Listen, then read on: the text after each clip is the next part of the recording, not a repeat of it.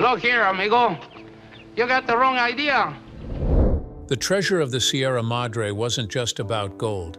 It was about madness. A film where the director's own father won an Oscar, the star hated every scorching day on location, and the author, he vanished into legend without anyone ever knowing who he really was. These are 20 weird facts about the Treasure of the Sierra Madre. And the bonus? Let's just say the most famous line in the movie was never actually in the movie. Grab your pickaxe. We're digging deep. Number 1. Before cameras rolled, before Bogart signed on, before anyone stepped foot in the Mexican mountains, there was a mystery. The novel's author, B. Traven, was a ghost. No one knew his real name, where he came from, or even what he looked like. Publishers received manuscripts through intermediaries. Letters arrived with no return address, postmarked from different countries, written in multiple languages. Some said he was German, others claimed he was American. There were rumors he'd been a revolutionary, a fugitive hiding from the law, a sailor lost at sea who reinvented himself in the jungles of Mexico. John Huston became obsessed with finding him, because how do you adapt a book when you can't ask the author a single question? He sent letters, hired investigators, chased leads across 2 continents. Nothing. Eventually, a man claiming to be Traven's translator showed up on set in Mexico. Thin, quiet, wearing a fedora pulled low over his eyes, he introduced himself as Hal Croves and said he was authorized to ensure the film stayed faithful to Traven's vision. He watched filming for weeks, never speaking much, taking notes in a worn leather journal, observing every scene with an intensity that made the crew uncomfortable. Huston suspected something immediately: the way Croves corrected details, the passion in his voice when discussing character motivations, the intimate knowledge of every subplot. Only years later, after the man had died, did people realize the truth. That translator, he was B. Traven. The Phantom had been there all along, hiding in plain sight, watching his story come to life while everyone searched for a man who was standing right beside them. Number 2. Humphrey Bogart didn't want to be there. He was Hollywood royalty by 1947, fresh off Casablanca and The Big Sleep, living in comfort with Lauren Bacall in their Holmby Hills mansion. Then John Huston called with an offer. A story about greed, shot entirely on location in the mountains of Mexico. No studio lots, no controlled sets, no air conditioning, no luxury. Bogart thought about it for exactly one conversation. He said no. Too remote, too risky, too uncomfortable. Why would he leave Hollywood to sweat in the Mexican wilderness when he could make the same money on a Warner Brothers soundstage? But Huston wouldn't let it go. He pushed, he pleaded, he visited Bogart's house with the novel in hand. He sold Bogart on the character, a man who descends into paranoid madness chasing gold he'll never keep, a role unlike anything Bogart had played before. No romantic hero, no tough guy with a code, just a desperate man rotting from the inside out. Finally, Bogart agreed, partly out of loyalty to Huston, partly because deep down he knew it was brilliant. And from day one, he regretted it. The heat was brutal, temperatures hitting 110 degrees in the shade. The insects were relentless, mosquitoes and flies that wouldn't quit. The conditions were medieval, sleeping in cramped quarters, eating questionable food, drinking boiled water that tasted like metal. He complained constantly, wrote angry letters to Bacall, cursed the location, swore he'd never work outside a studio again. He called Huston a madman. He threatened to quit twice, but when the cameras rolled, something shifted. He didn't just play Fred C. Dobbs, he became him, sweating, desperate, unraveling scene by scene into something primal and terrifying. Bogart hated making the movie, but he gave one of the greatest performances of his career. And somehow that misery, all that anger and exhaustion, it's right there on the screen. Number 3. John Huston didn't just direct The Treasure of the Sierra Madre, he fought for it. Warner Brothers hated the idea from the start. A movie about losers, 3 men who find gold and destroy each other over it. No romance, no happy ending, no clear hero to root for, shot in a foreign country where anything could go wrong. They called it box office poison. Too dark, too risky, too real. Who wants to watch desperate men fail? Huston spent years trying to get it made, pitching the story in every meeting, revising treatments, begging executives to take a chance. The studio kept saying no, not interested, find something else. But Huston wouldn't quit. He'd read Traven's novel in 1935 and became obsessed, convinced it was the great American story about what greed does to men's souls. Finally, after the war ended and Huston had proven himself with the Maltese Falcon and proved he could deliver hits, they gave in. On one condition: keep the budget low, shoot it fast, don't go over schedule, and don't expect them to promote it like a prestige picture. Huston took the deal because he knew something they didn't. The darkness wasn't the problem, it was the point. Greed doesn't have a happy ending, and neither does this story. He gambled his reputation, his relationship with the studio, everything on a film Warner Brothers wanted to bury quietly. And when it swept the Oscars, taking home Best Picture, Best Director, and Best Supporting Actor, no one at Warner Brothers ever doubted him again. Number 4. Walter Huston wasn't supposed to win. He was 64 years old, playing a toothless prospector who dances jigs and cackles at the absurdity of men chasing gold. It was a supporting role, eccentric, loud, borderline cartoonish. The kind of performance that gets praised but rarely wins awards.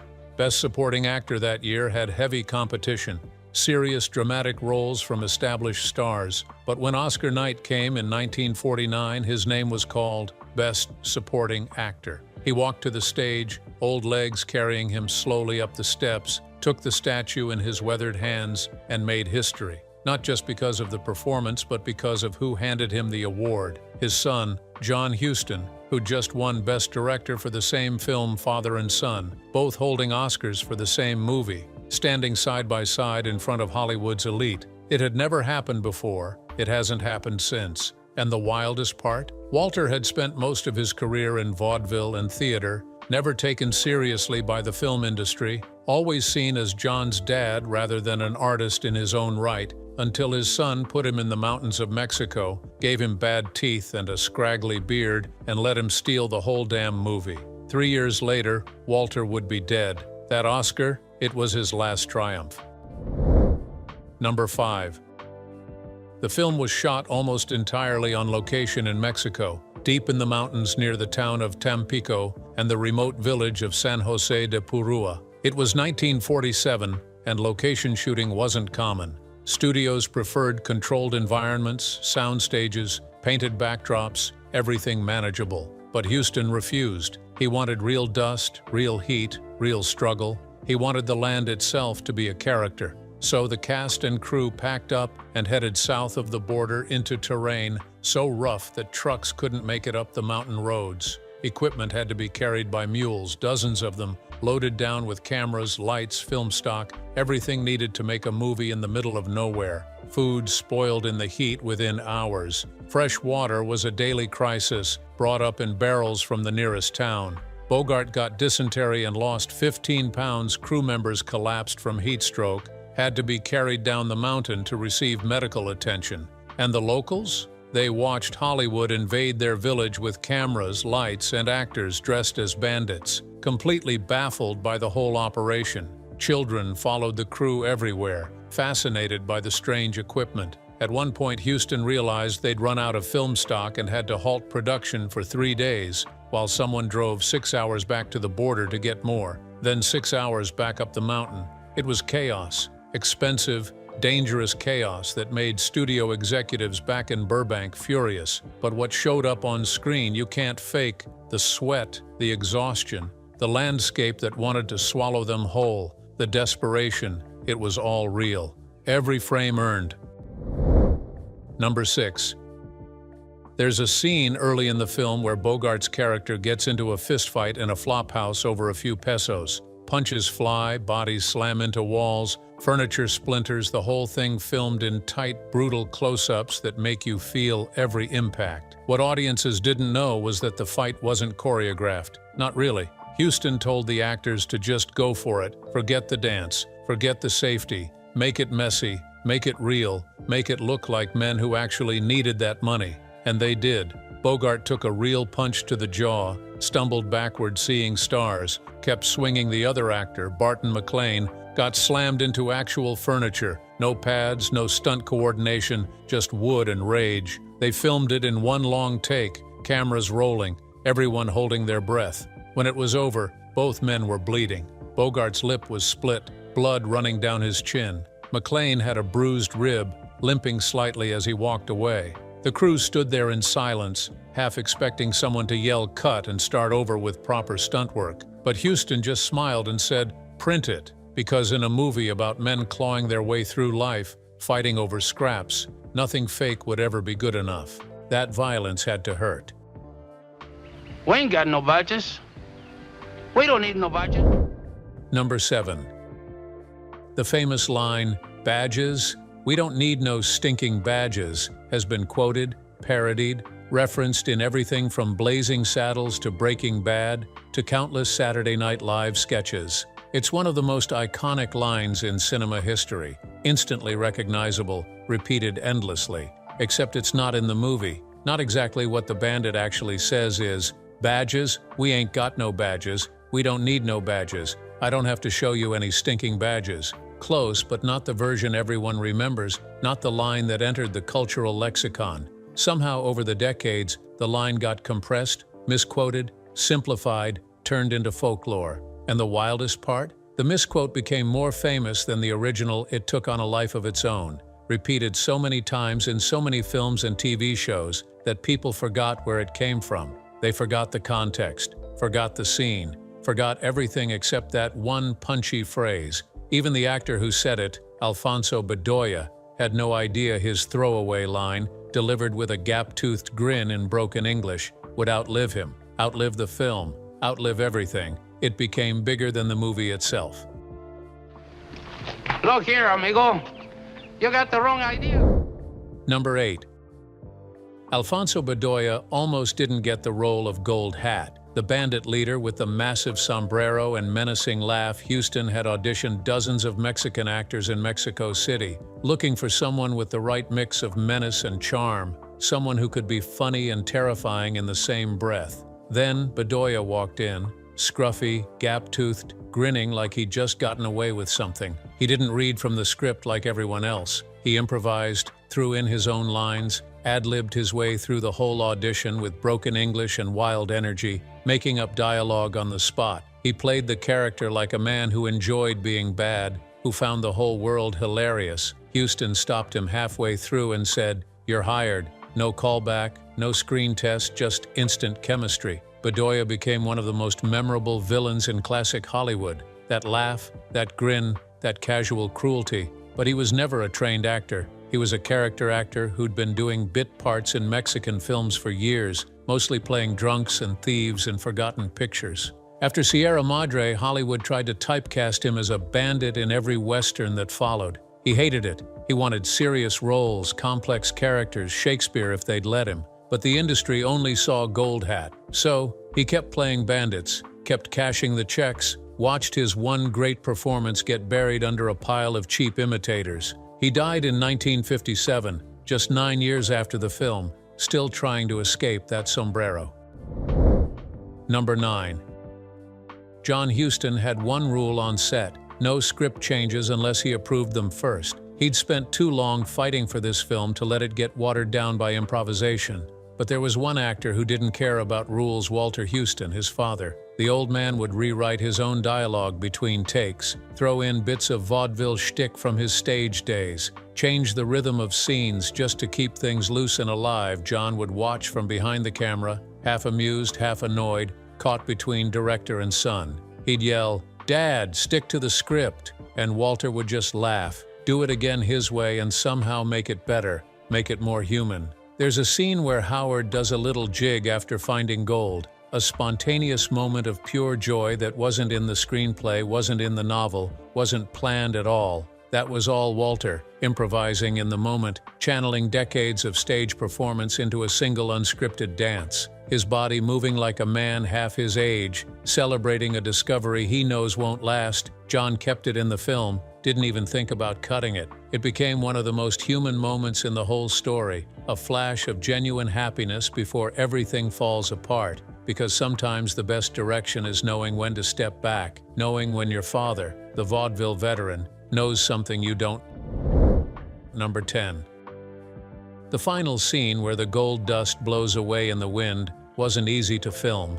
Huston wanted it to feel tragic and absurd at the same time. The ultimate cosmic joke: 3 men kill each other over treasure, destroy their souls chasing wealth, and in the end, it just scatters into the desert like it was never there, like it meant nothing. But getting the dust to blow correctly on camera was a technical nightmare. They tried fans, they tried wind machines. Nothing looked natural or right. The dust either clumped together in humid air or flew off screen too fast to capture the moment. After a dozen failed takes, after hours of frustration and wasted film stock, Huston finally made a decision. They'd wait for real wind. No machines, no tricks, just patience and luck. Just patience. They set up the shot, waited for hours in the desert heat, cameras ready, actors in position, everyone watching the horizon for that telltale ripple in the air. And when the breeze finally picked up, they rolled cameras. One take, no second chances, no room for error.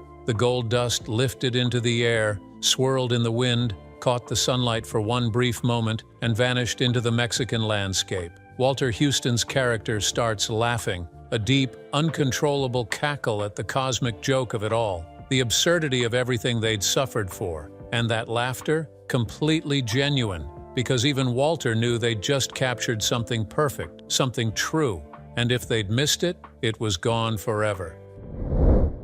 Number 11.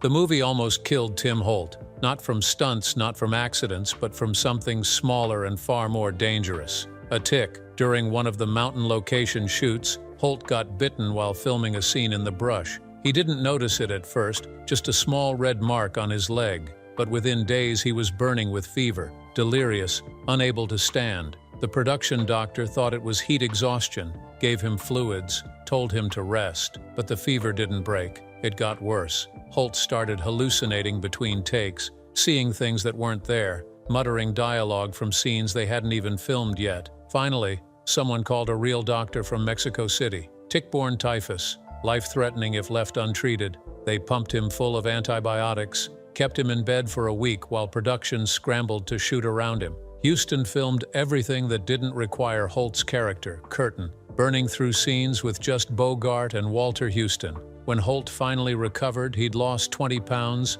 looked skeletal, could barely walk without assistance, but Huston put him right back in front of the camera because the schedule was already destroyed and the studio was threatening to pull the plug. That gaunt, exhausted look Holt has in the later scenes, that's not makeup. That's a man who nearly died for a movie and came back to finish it anyway.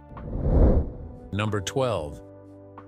Bogart and Huston had a ritual. Every night after filming wrapped, no matter how exhausting the day had been, they'd sit together and drink, not beer, not wine, tequila. Cheap local tequila that tasted like gasoline and burned going down. They'd talk about the day's footage, argue about tomorrow's scenes, debate character motivations while the Mexican night settled around them. Sometimes Walter Huston joined them, sometimes Tim Holt, but mostly it was just the two of them, director and star, getting quietly drunk under a sky full of stars they never saw in Los Angeles. Bogart later said those conversations, those tequila-soaked nights, taught him more about acting than any drama school ever could. Huston would break down scenes, explain why a character would make a certain choice, talk about greed not as a plot device but as a disease that slowly infects men. And Bogart listened, absorbed it, brought it to the next day's performance. The studio would have had a heart attack if they knew how much drinking was happening on location. But those nights weren't about getting drunk. They were about understanding the darkness, about finding the truth in a story about men who destroy themselves. Number 13. The lottery ticket scene, where Dobbs wins a small prize and treats his buddies to a meal, was shot in a real cantina in Tampico. Huston didn't want a set, didn't want extras pretending to be locals. He wanted real people, real atmosphere, the kind of authenticity you can't build on a soundstage. So, they walked into an actual bar, cameras and all, and started filming. The owner thought they were journalists at first, then realized it was a movie and demanded payment. Huston paid him. Then the customers demanded payment for being in the background. Huston paid them too. Then someone wanted more money for the use of the tables, more money for the glasses, more money for the lighting. By the end of the day, Huston had paid off half the neighborhood just to film a 3-minute scene. But here's what he got in return: real faces, real reactions, genuine Mexican atmosphere that no Hollywood set could replicate. The people in the background aren't actors. They're locals who wandered into frame and stayed there. And that authenticity, that lived-in feeling, it makes the scene breathe. Warner Brothers saw the expense report and nearly fired Huston on the spot, but when they saw the footage, they shut up. Number 14. Bogart's paranoia in the film, that slow descent into madness where Dobbs suspects everyone of plotting against him, that wasn't entirely acting. The isolation of the location got to him. Being away from Lauren Bacall for months, surrounded by mountains and strangers, started to wear on his mind. He'd lie awake at night in his small room, listening to sounds he didn't recognize, convincing himself the locals were watching him. He started checking his door multiple times before bed. He'd count his belongings obsessively, certain someone was stealing from him. Huston noticed the change, saw how Bogart's real anxiety was bleeding into the performance, and he encouraged it.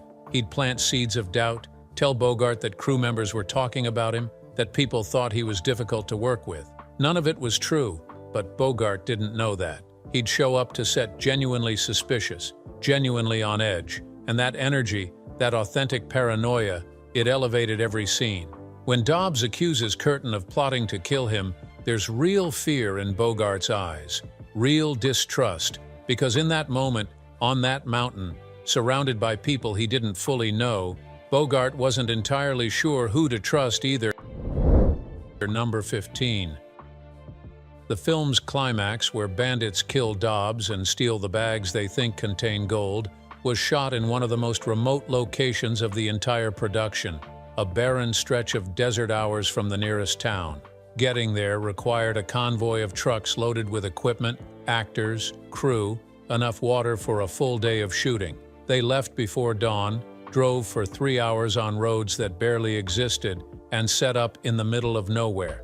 The temperature hit 120 degrees by noon. The heat was so intense that film started melting in the cameras. They had to pack reels in ice just to keep them usable. Bogart filmed his death scene, Dobbs getting hacked down by bandits over and over because Huston wanted it brutal, wanted it shocking.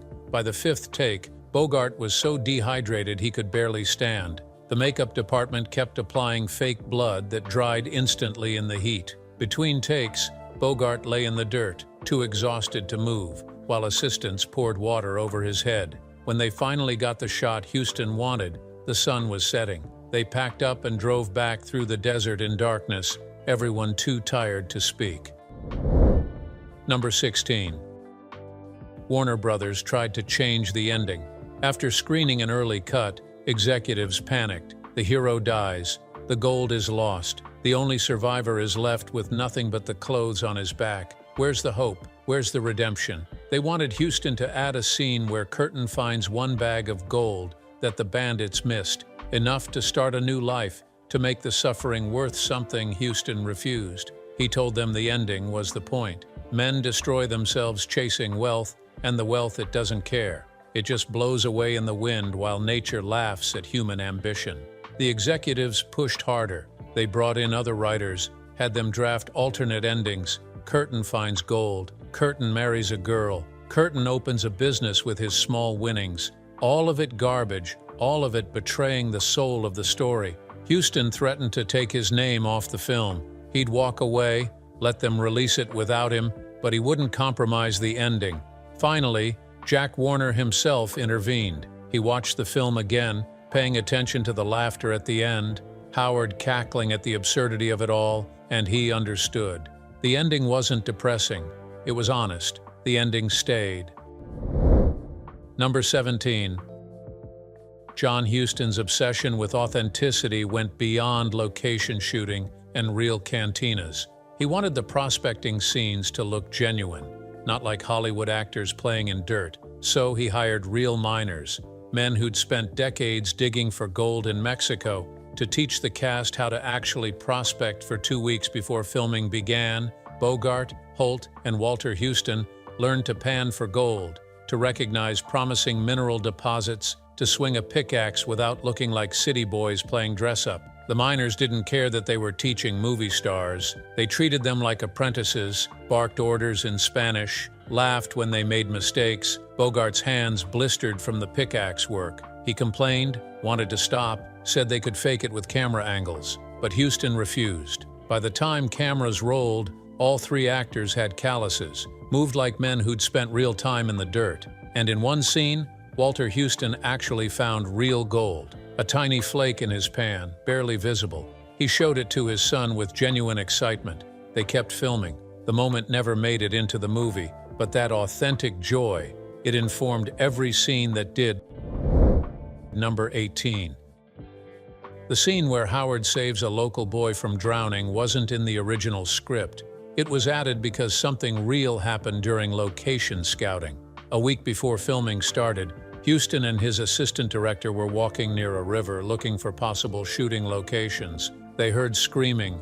A child had fallen into the current, was being swept downstream toward rapids. Without thinking, the assistant director dove in and pulled the kid out, saved his life. The whole village turned out, celebrating, treating the film crew like heroes. Huston watched the reaction, the genuine gratitude, the way the villagers opened their homes to strangers who'd saved one of their own. And he realized he needed that in the movie. He needed to show that Howard, for all his rough edges and prospector's cynicism, had genuine humanity underneath. So, he wrote the drowning scene, incorporated it into the story, used the villagers as extras, and filmed it in the same river where the real rescue happened. The gratitude the villagers show Howard in the film, that's real emotion. Those aren't actors. They're people remembering the day Hollywood saved one of their children. Number 19. Bruce Bennett, who played Cody, the man who discovers the prospector's claim and joins their partnership, was almost cut from the film entirely, not because of his performance, which was solid, but because of budget constraints. Warner Brothers kept sending telegrams to Mexico demanding Huston reduce costs, cut scenes, cut characters, finish faster. Huston ignored most of them, but when they threatened to shut down production entirely, he had to make a choice. He looked at the script, tried to figure out what he could lose without destroying the story, and he realized Cody could be removed. The character serves a purpose, showing how Dobbs has become so paranoid and greedy that he'll kill even an innocent man. But technically, the story works without him. Huston was preparing to make the cut, had already called Bennett to his tent to break the news, but that night, drinking tequila with Bogart, he changed his mind. Cody's death is the moment Dobbs crosses the line, becomes truly irredeemable. Without it, audiences might still sympathize with him. With it, he's gone, lost to greed completely. Huston wired the studio the next morning. Cody stayed. Number 20. After the film wrapped, after everyone returned to Los Angeles, exhausted and sunburned and forever changed, John Huston threw a wrap party at his house. It wasn't a typical Hollywood celebration. No photographers, no press, no studio executives, just the core cast and crew who'd survived Mexico together.